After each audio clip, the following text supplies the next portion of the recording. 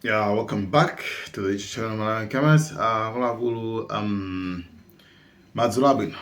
Good afternoon. Yeah, muli konse kumene inuyo muli. So anyway, tifati pasenepo maupdate pano wanthu amunthu amene tikusakasakabe pakali pano. Amene tikuncheya tikunsakasaka kwambiri. taona. آقا سلام علیکم خسته نباشی. آقا سلام علیکم. علیکم سلام. امسال پیدا میشید اتک. آقا سلام علیکم یا الله یا سلام. نمیمونه پرچم همیشه بالا. آقا سلام علیکم خسته نباشی. خسته نباشی. یا سلام علیکم. آقا سلام علیکم. حدیث چیه پیدا شدی؟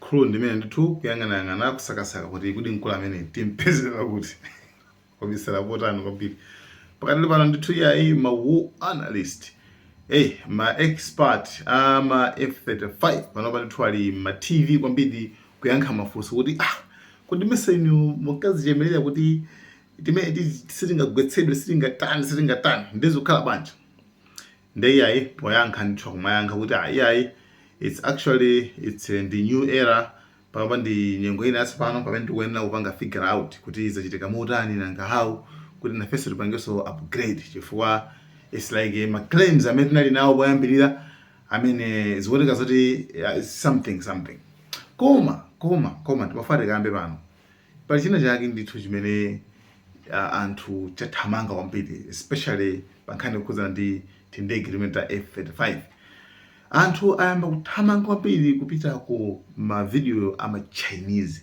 Yes, chifukwa ku China pachaka amatulusa ndithu ku America pachaka amatulusa anthu 135,000 ngati ma engineers. Ma engineers chabwino koma ku China amatulusa 1 chakuti million ma engineers abere ba engineer chabwino. So anthu amene wachachitika ndichi why anthu akuthamangira kumene kuko kwabaya ndithu just a week ago wiki yapitayo ma Chinese ayamba kutulusa ma videos amene wawa anthu ambachabe osatasitikali koma anthu ambachabe amene anaphunzira engineer amene apaka graduate ndi akumaphunzitsa kuti amene akutchula kuti kodi tingagwetse bwanji F35 kugwiritsa ntchito zida zimene zilipo kale ku Iran osatengeranso kuti zida zakwina kwake koma za ku Iran zomwezo tizigwiritse ntchito bwanji zimene kuti tigwetse F35. Ma videos amene alipo and chimama chitika amayankhula mu Chinese ndi amaike subtitle nkumaika mu chiyankho chakuti chiyankho cha ku Iran and boma kumango yanga na video ali singwamanga sokana wasi. So ma Chinese panachuka why chifukwa anthu akukhulupirira kuona kuti tutorial kaphunzitsidwe kamene amaphunzitsa ma Chinese ma videos yawo kumaphunzitsa anthu aku Iran amayiro kuti Iran kuti itere anthu zimene zozo akukhulupirira kuona kuti Iran yagwiritsa koso ntchito kuti pakana izizi ziyambe kutani ziyambe kutheka zimene zithu zikuchitika ndithu zikuchitika ma Chinese.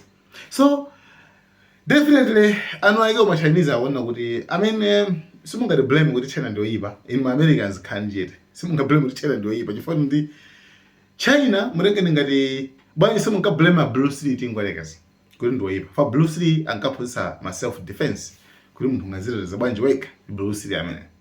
So Iran is about to position what is one joke. So what's the difference?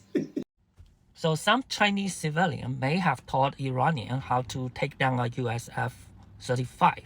Before you say China bad, Chinese bad, I want to remind you, if this kind of action actually deter the US military operation in Iran, they should be held as hero, American hero, because American, you don't want wars. So they are on the good side. They just somebody with a sense of justice. They are Bruce Lee. So would you criticize Bruce Lee when Bruce Lee taught people how to defend themselves? They are Bruce Lee's. In fact, we have a name for them in particularly science field. It's called 民科. So literally is a civilian scientist. Okay, it's actually a very derogatory term because a typical civilian scientist, 民科, will holding a piece of paper, probably with a lot of dirt, and waiting in front of the Chinese Scientist Academy in Beijing and waiting for somebody to look at the paper because they don't have credentials. So the result they got, nobody is taking them seriously and even come up these derogatory terms. But we got to respect those people. At least they have passions and they usually on the good side. Chinese logic.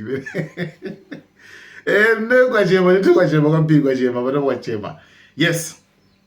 So izo ndizimene kuchitika. Then afterwards akwaphunzitsa so kuti even ku Kharch Island kuti kumene ma Americans afuna kalande kumene kumatuluka mafuta 90% ya mafuta a Iran kuti kumene kuchako akubaphunzitsa so kuti angathane bwanji na adani angayike bwanje system yoti adala akangofika ambudzidwe.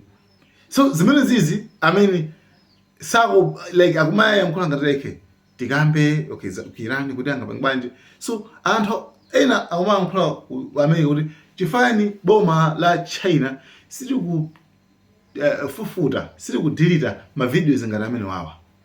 So China la mbele bali vuto ngati mesela ma engineers akupanga exercise abo apanga practice ka.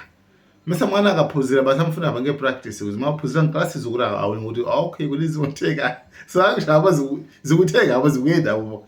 You understand what I mean?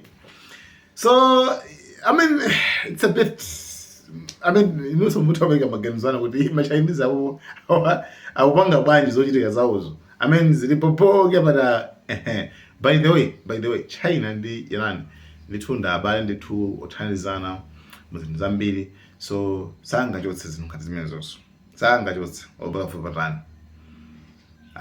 That's why yankhwala zinkhali mina lo andufulo banga olongoso amene angalongosole angapanga analyze nkhondo banje ku America kuti ma analyst asilikali ndani amabanga akumabanga analyze kuti okay Iran ifuna kuipanga chonchi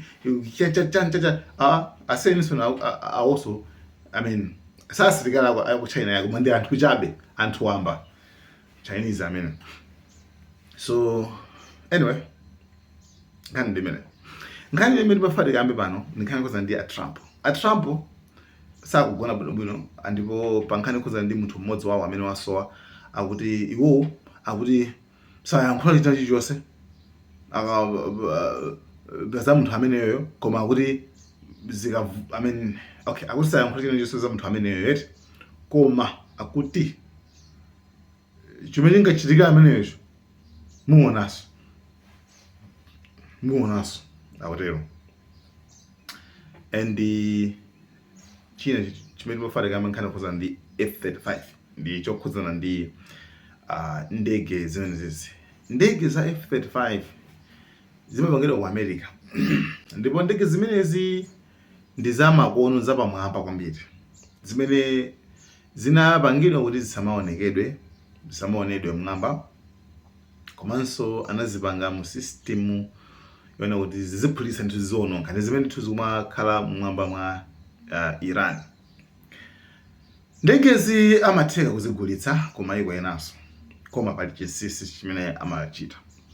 One, ndege zimezi anazigulitsa even ku South Korea, anazigulitsa so ku Israel pamene komano chinsinsi chake ndichi ndegezi zimakhala ndi password.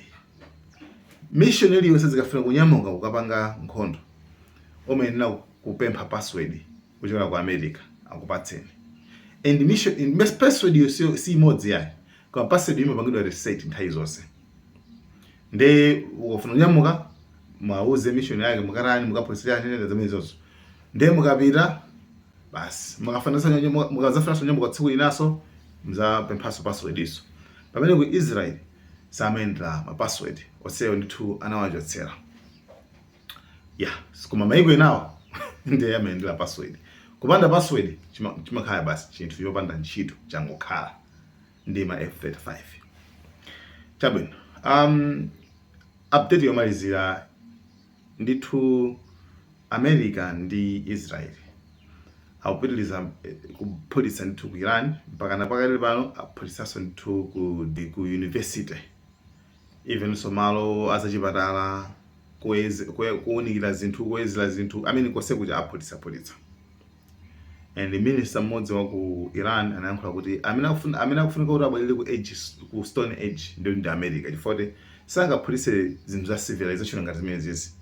Malaboratory mukaphulitsa malaboratory, aphulitsa university ya za science, ya za chipatala aphulitsa kumene kundithu. Plus apo akaphulitsanso ku Bushehr ku nuclear power plant,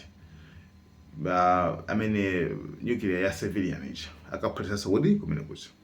So guys, ngani ndimene mufuna kupatsirani. Thank you so much. Balawian cameras. They belong to the Stone Age for attacking institutions of science. A civilized country, a civilized government, never targets institutions of knowledge, laboratories, or research centers.